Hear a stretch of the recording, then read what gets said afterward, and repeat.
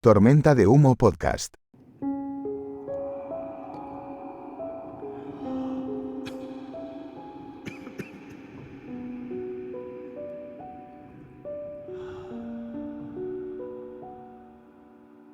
En el capítulo anterior te conté la leyenda del Palacio de los Bichos en Villa del Parque. Una historia de amor, tragedia y fantasmas con un poco de contexto. También te comenté que hay una versión alternativa a esta historia. En este capítulo vamos a ir al hueso. Hablamos con el creador de la leyenda, Don Isabelino, escritor y vecino de Villa del Parque de 102 años de edad. Y para revisar la segunda versión, la de José César Rodríguez Nani, hablamos con un experto en la materia que nos guió y nos contestó nuestras preguntas. Luego, indagamos si no es posible que la verdad sobre el origen del palacio se encuentre en una tercera versión que vamos a armar en este podcast. Y por último, el señor Diego Sighiotto, escritor y gran conocedor de los misterios de Buenos Aires, nos da un panorama sobre la actualidad del lugar. Con gran expectativa vamos a la presentación y arrancamos.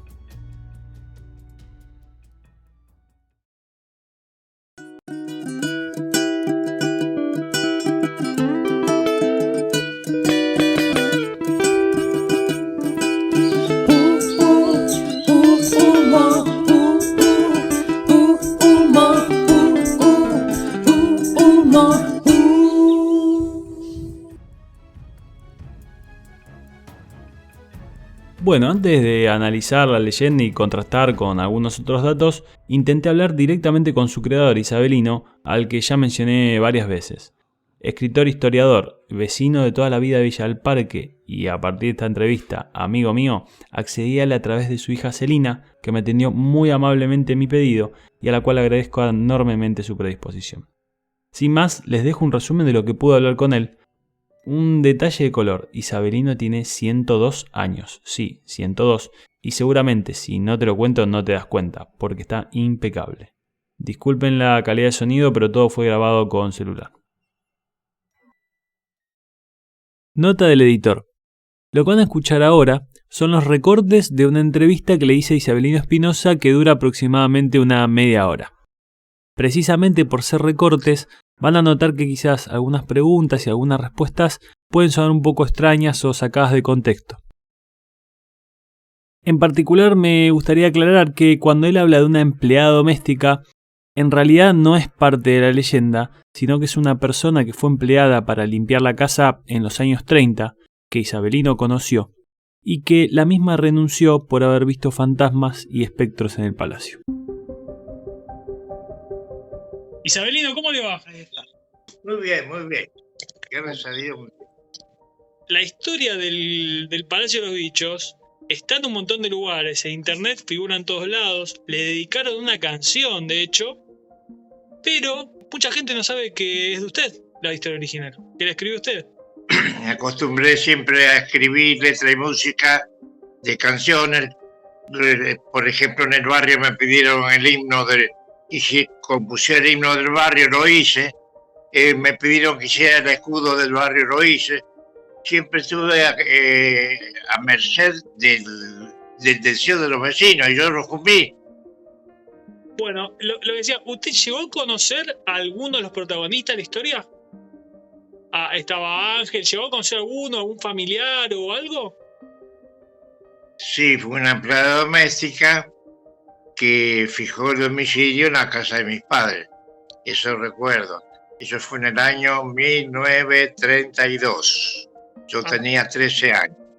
Recuerda bastante. Yo sinceramente no me acuerdo lo que hice la semana pasada, así que lo voy a dar fe de que creo es bastante, recuerda bastante. Yo nací en el 87 y sinceramente si me preguntan qué hice en el 2004, no me acuerdo.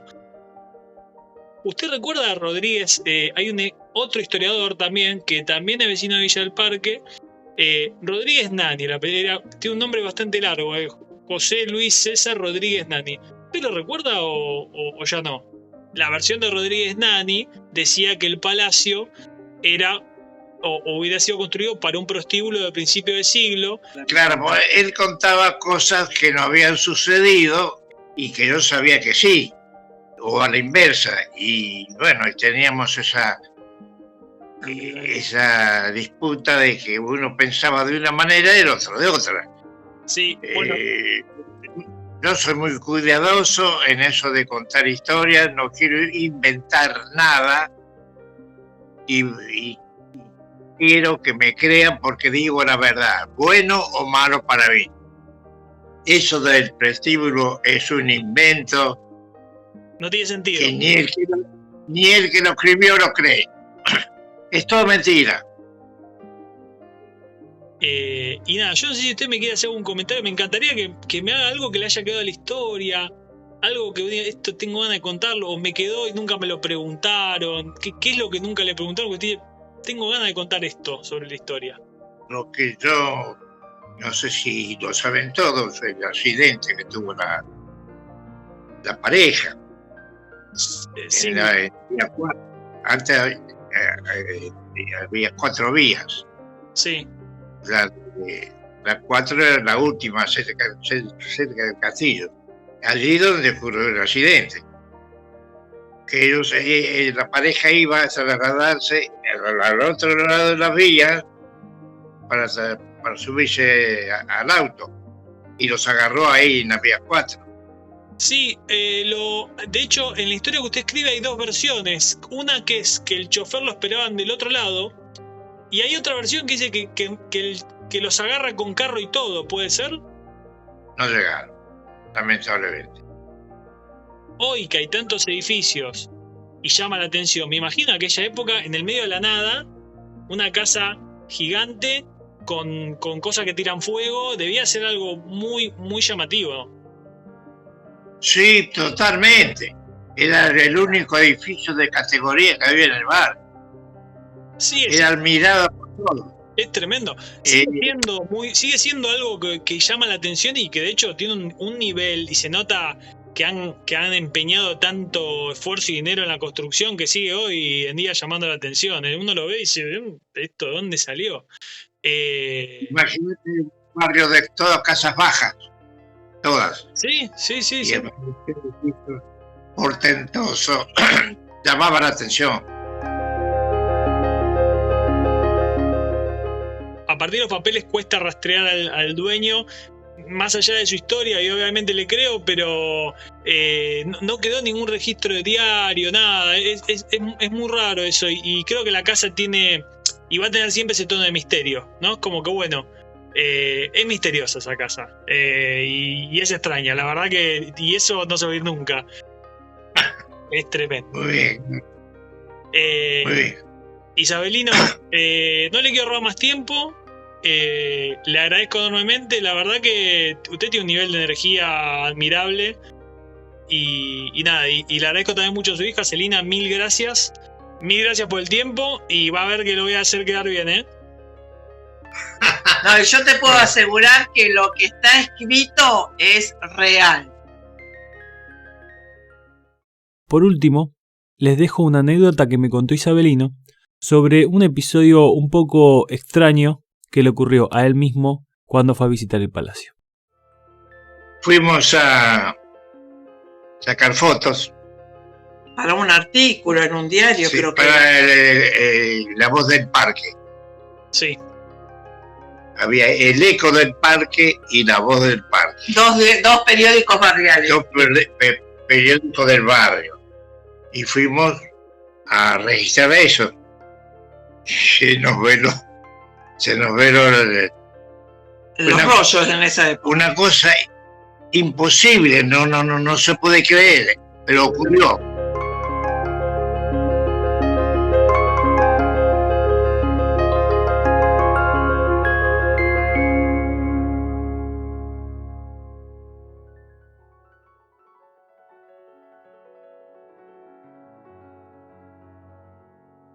Más allá de la memoria de Isabelino, no es posible encontrar ningún antecedente o prueba de la existencia de Ángel Lemos y Lucía Giordano, y aún menos del padre de Lucía, Rafael Giordano, y su esposa Victoria, a pesar de que eran, en teoría, personas de renombre y cuya historia fuera, en teoría, publicada en todos los diarios de la época.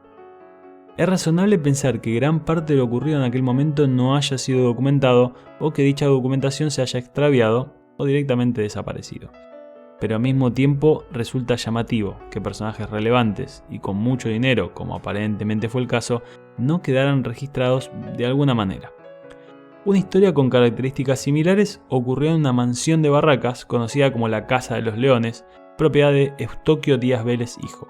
Y si bien la historia no está comprobada totalmente, algunos protagonistas se sabe con certeza que existieron y algunas cuestiones se sabe con certeza que ocurrieron. Por último, una tragedia tan particular como fue lo de Ángel y Lucía hubiera tenido una cobertura de prensa que hubiera llegado hasta el día de hoy. Por ejemplo, el caso de Cayetano Santos Godino, alias el Petiso Orejudo, el asesino serial argentino más reconocido, se encuentra ampliamente documentado y es de la misma época. Entonces, la leyenda sigue siendo eso, una leyenda. Isabelino afirma contar la verdad y yo le creo, particularmente la historia de la señora que vio espectros en la casa ya por los años 30, a la que él conoció en persona. Pero él no fue testigo de la historia principal, sino que reprodujo lo que llegó a sus oídos. Una suerte de teléfono descompuesto, pero un teléfono de hace muchos años. Por otra parte, como ya comenté, esta historia tiene una segunda versión, la del periodista y vecino José César Rodríguez Nani. Su versión es mucho más corta y sencilla, de hecho es de tan solo una frase que repito. No hubo magnate italiano, ni novios, ni nada, porque el castillo fue hecho para casa non santa, lo que no anduvo por la oposición de los vecinos. Averiguar cómo surgió esta segunda versión fue más complicado. José César Rodríguez Nani falleció hace unos cuantos años y el historiador que levantó la versión de Rodríguez Nani en su libro, Vicente Cutolo, también. La única posibilidad entonces fue hablar con alguien que sepa del tema. Así me crucé con el arquitecto Horacio Caride Bertrons, autor de Lugares del Malvivir, que es su tesis doctoral y habla de la historia de los prostíbulos en Buenos Aires entre 1875 y 1936, y en particular se enfoca en la geografía de los mismos. O sea, más específico imposible. Le agradezco mucho su participación y dejo lo mejor de las preguntas. Hola Horacio, ¿cómo estás? Muchas gracias por atenderme. Voy a las preguntas. Teniendo en cuenta tu experiencia, ¿qué tan probable es que el Palacio de los Bichos haya sido construido con los fines de abrir un prostíbulo a principios del siglo XX? ¿Y por qué, en caso de que me respondas que sí o que no? Hola Leo, ¿qué tal? Horacio Caride. Te respondo brevemente a tu pregunta. Mira, el Castillo de los Bichos es un edificio muy conocido en Villa del Parque.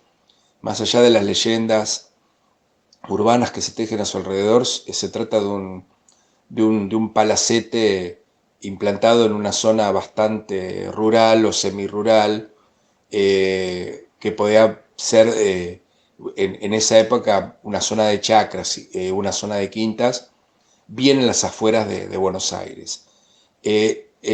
Buenos Aires, en esos años, la ciudad consolidada llegaba cuando mucho al lugar, o como mucho a lo que es hoy Jujuy, Pueyrredón. Así que la hipótesis de que eso pudo haber sido o construido ex profeso para un prostíbulo es, te diría, absolutamente disparatada. No hay ninguna posibilidad de que eso sea cierto.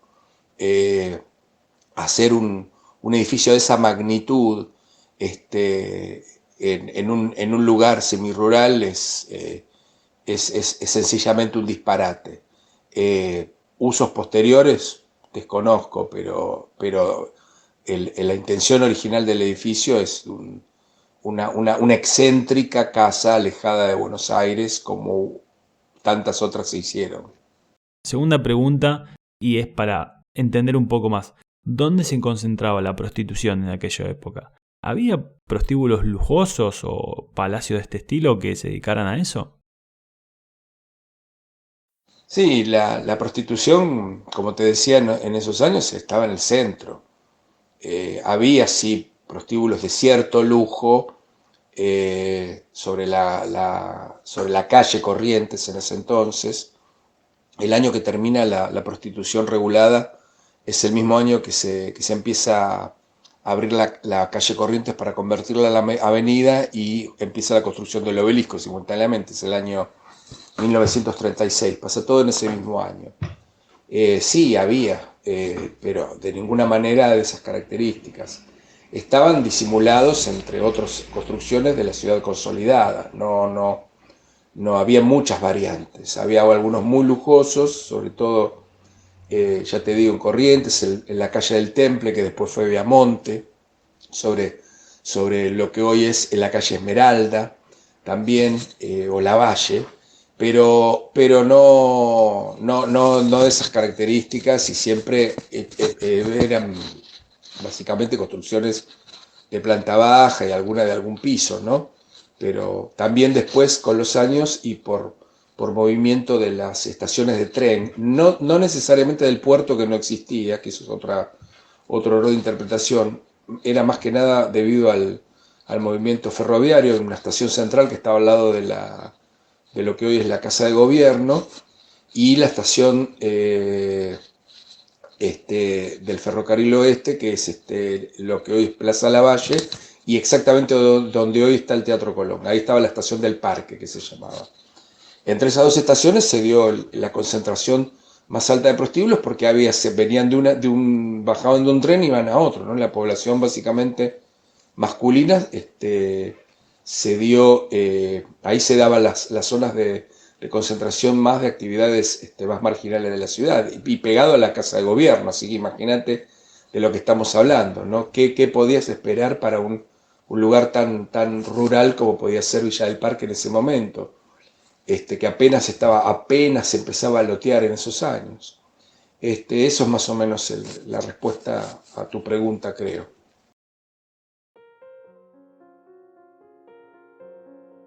Horacio dejó todo muy claro. Y entonces, llegamos hasta acá y el Palacio de los Bichos continúa siendo una incógnita. Por un lado, la historia de amor, drama, tragedia y eventos paranormales. Si bien la leyenda contiene mucha información y testimonios verídicos, sobre todo en cuanto a los sucesos paranormales, la historia de Lucía y Ángel es imposible de comprobar.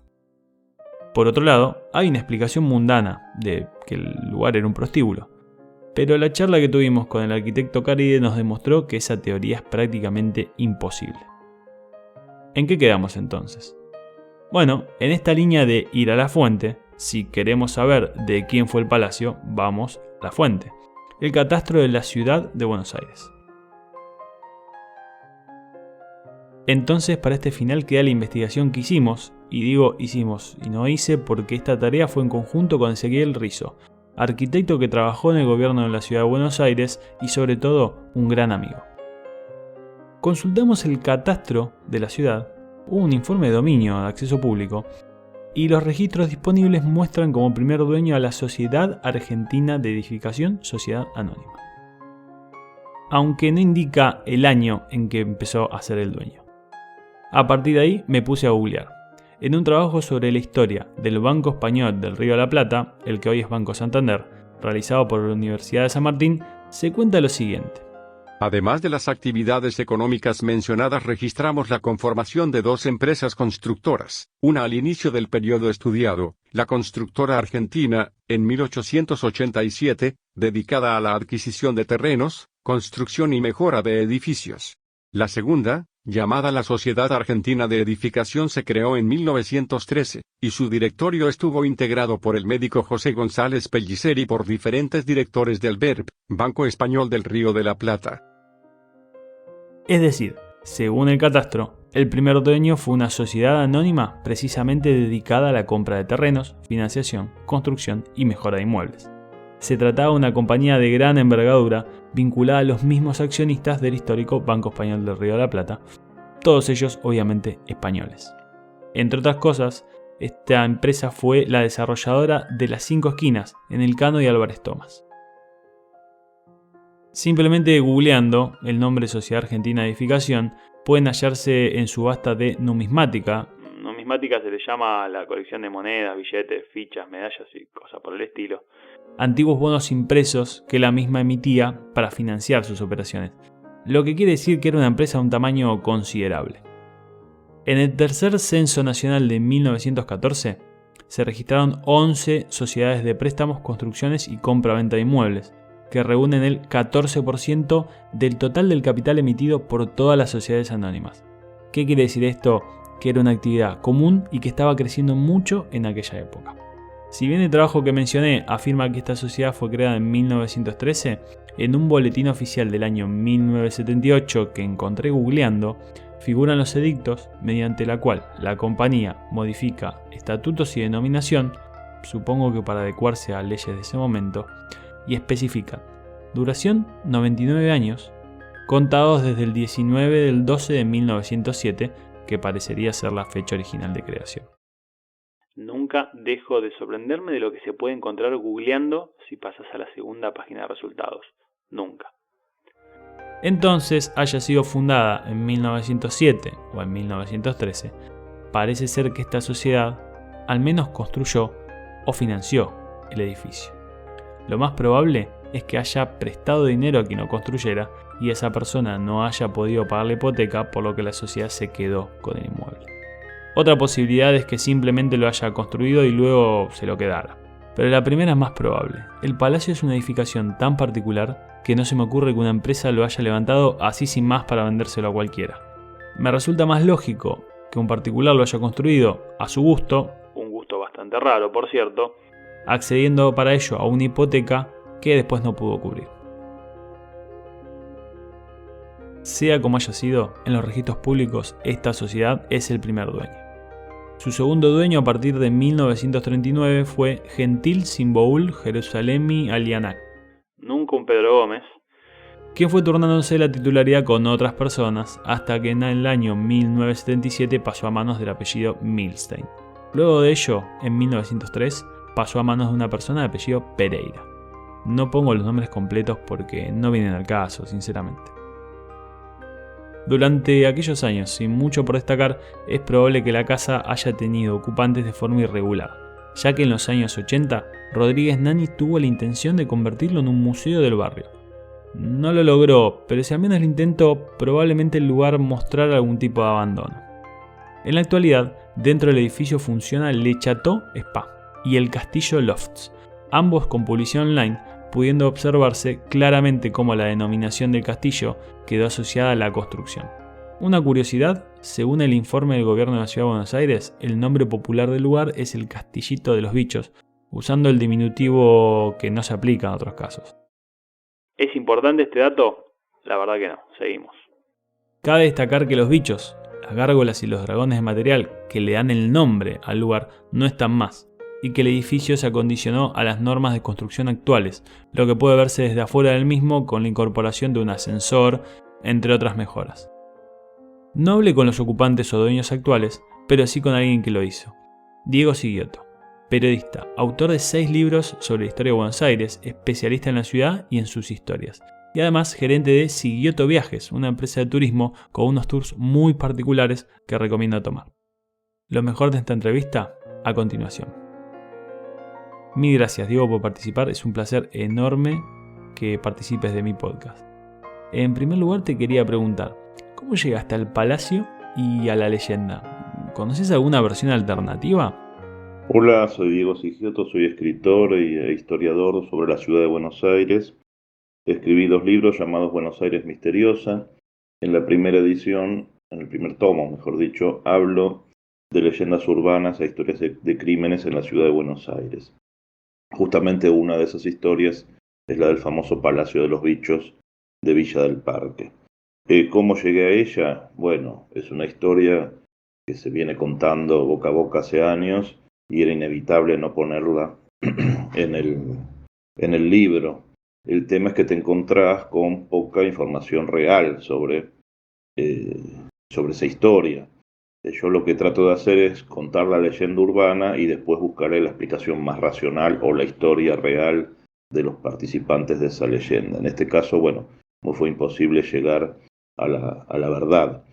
Es muy conocida la historia y forma una parte tan arraigada de los vecinos del barrio que incluso la torre del Palacio de los Bichos, o del llamado Palacio de los Bichos, forma parte del escudo del propio barrio de Villa del Parque. ¿Conoces a Isabelino Espinosa y el lugar que ocupa en esta historia? Me acabo de enterar de la existencia de Isabelino Espinosa y bueno, me alegro que por lo menos ahora alguien pueda hablar fehacientemente de esa historia realmente. Sé que para tu libro entraste en contacto con los ocupantes actuales. ¿Saben algo de todo esto? ¿Qué me puedes contar al respecto? Estuve en contacto con con la gente que arrienda actualmente el edificio, que tienen alquiler distintos departamentos. Bueno, de esto ya debe hacer 4 o 5 años.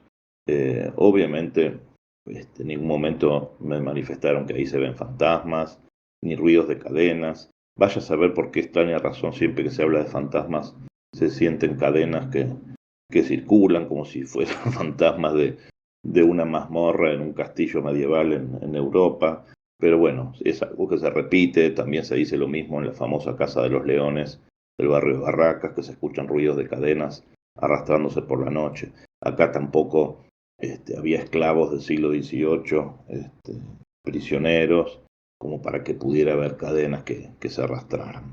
Pero bueno, eso es lo que derivan las leyendas urbanas. Uno la cuenta y no sabe finalmente cómo termina.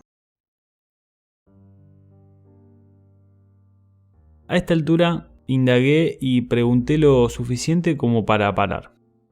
Creo poder responderme algunas de las preguntas que me llevaron a investigar el tema, aunque no con la certeza que esperaba. Lo primero que me preguntaba es, ¿será real la historia de Ángel Lemos y Lucía Giordano? Y la respuesta es que si bien no se puede desacreditar completamente la historia, no hay ningún antecedente o documentación que nos permita siquiera afirmar la existencia de ellos dos o de los familiares mencionados en el relato. Respecto a la propiedad del palacio, cabe una posibilidad remota, y es que Rafael Giordano, recordemos, padre de Lucía y quien, en teoría, según la leyenda, construyó el edificio, haya accedido a un préstamo de la Sociedad Argentina de Edificación y no lo pagara, quedando así la propiedad en manos de dicha sociedad. Pero no hay registro de eso, solo podemos especular. La segunda pregunta que me hacía es, entonces, ¿será real la versión de Rodríguez Nani? ¿El palacio era un prostíbulo? Esta versión, al ser menos detallada y bastante más realista, parecía la respuesta más lógica. Cabe destacar que la prostitución en Argentina, y particularmente en la capital federal, hoy Ciudad Autónoma de Buenos Aires, fue tolerada legalmente, con muchos idas y vueltas hasta la década de 1930, y luego pasó a la clandestinidad hasta el día de hoy.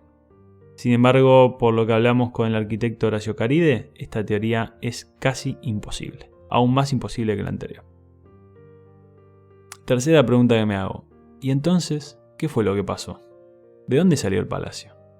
Aclarando que la verdad definitiva es algo que no podemos alcanzar, me arriesgo a una teoría propia. Aunque sea algo vaga, se ajusta a los datos que tenemos y a la incertidumbre. El edificio bien pudo haber sido construido para alguna familia de dinero que lo habitó algún tiempo. Su lujo, antigüedad y el hecho de estar ubicado en una zona periférica de la ciudad, en aquel entonces periférica, nos permiten pensar eso. Como ya mencionamos, la Sociedad Argentina de Edificación bien pudo haberlo construido, o haberlo comprado a un precio muy bajo para hacer un buen negocio, o bien, y lo más probable, haber financiado la hipoteca y luego quedarse con el edificio por falta de pago. Quizás esta sea la única variante posible para la historia de Ángel y Lucía, o sea, que el primer dueño haya sido Rafael Giordano, pero que por algún motivo no figura en el catastro. Luego, la historia de los fantasmas se desprende, a mi parecer, de que la ocupación del palacio haya sido muy irregular, sumado a la difusión de Isabelino Espinosa, que recordó y unió relatos que tenía en su memoria desde hacía décadas.